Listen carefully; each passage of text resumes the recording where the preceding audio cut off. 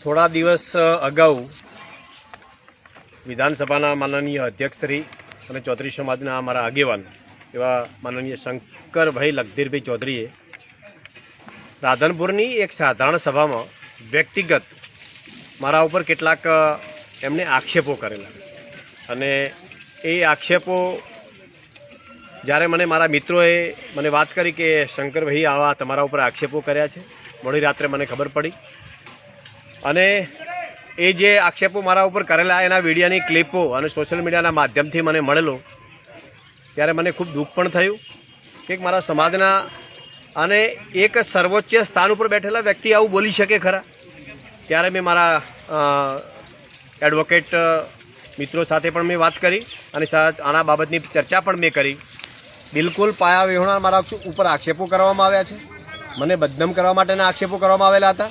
તો એને લઈને 3 દિવસ અગાઉ મેં મારા વકીલ મારફતે, મારા વકીલ છે સુભાષભાઈ યુઠક્કર, એમને માનહાનિ કેસ બાબતે અત્યારે નોટિસ પાઠવી છે અને સ્પીડ પોસ્ટથી પણ મોકલી હતી. સ્પીડ પોસ્ટથી એમને નોટિસની બજાવણી પણ થઈ ગયેલી છે. તો શંકરભાઈને મેં નોટિસ આપી છે, 7 દિવસનો મુદત પણ આપણે માગી છે. જો એ નોટિસનો જવાબ આપે છે કે માફી માગે છે તો જોઈશું, નહીંતર હું આગળની જે માનહાનિ બાબતનો કેસની કાર્યવાહી કોર્ટ મારફતે હું કરવાનો છું. ધન્યવાદ.